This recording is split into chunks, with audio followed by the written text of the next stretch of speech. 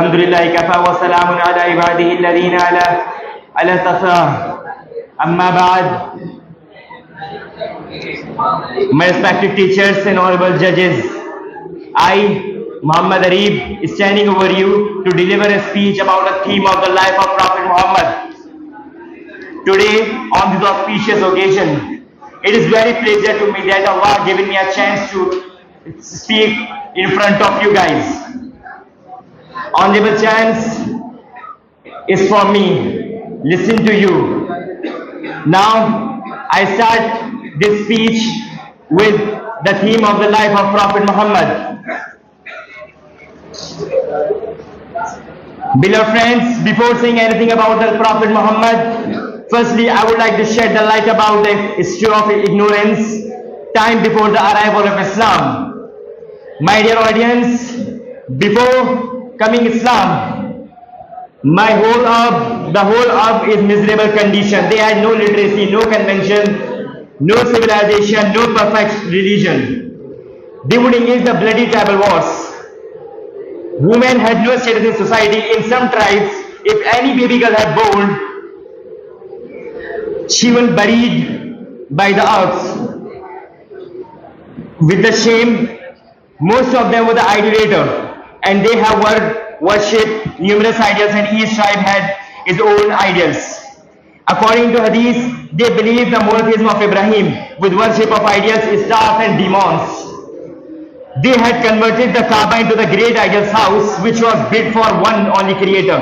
In addition to the people of Makkah, used to practice usury with the great high interest rates. When the debates were unable to repay, they would enslave, obliged to force the wives and daughters to commit sins, or obliged to commit sins, certain sins, and this ignorance was not confined to the herb alone, but it was out of herb also. My dear dignitaries, in the dark condition of ignorance time, the sun of Islam rose.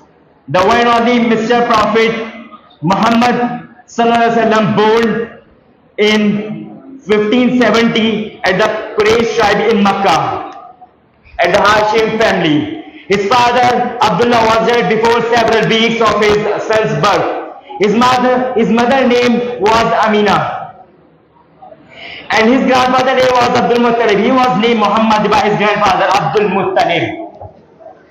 He stayed with his mother for a few days after birth. Then, of custom, Halima Sadiya took care nursed for him for 4 years.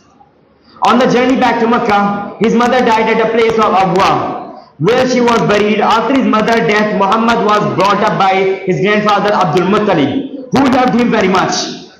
When Muhammad was only 8 years old, his grandfather also died. He was sad, very sad when his grandfather passed away. After that, he was brought to his uncle Abu Talib. In his childhood, Muhammad was quite different from other children. He would never do any mischievous things,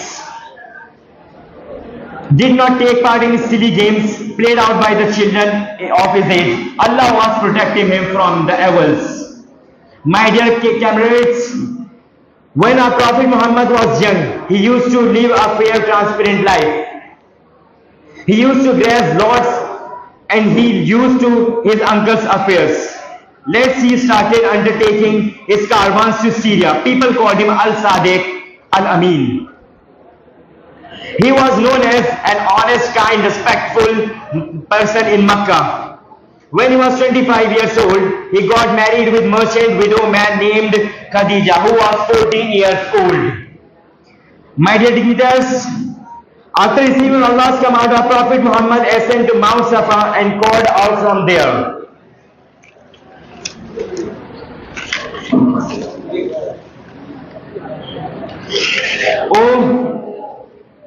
O Abdullah, O son of Fir, here is calling.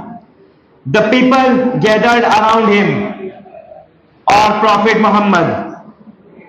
Our Prophet Muhammad said, if I were you to inform that enemy's warriors are about to fall, you would believe in me.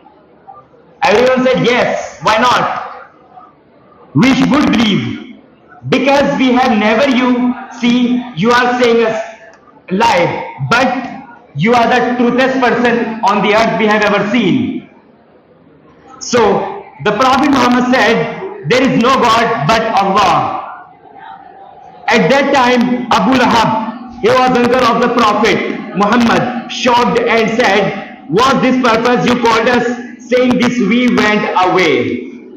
My dear fellows, hearing this, the people who were relatives of the Prophet become enemy.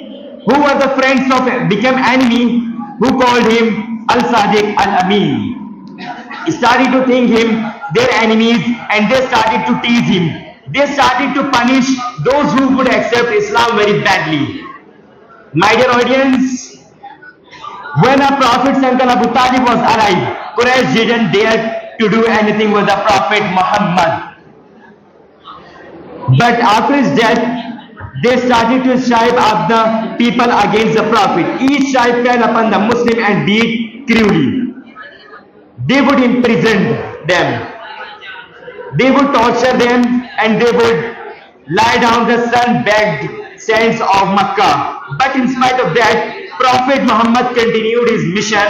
People used to enter into the light of Islam group by group. In very short period of time, Islam spread out of all whole Saudi Arabia. My dear friends, now I am conclude my speech. Pray to God that my Allah give us tawfiq to go away from the Prophet Muhammad and follow his guidance. Thank you. Assalamu Alaikum.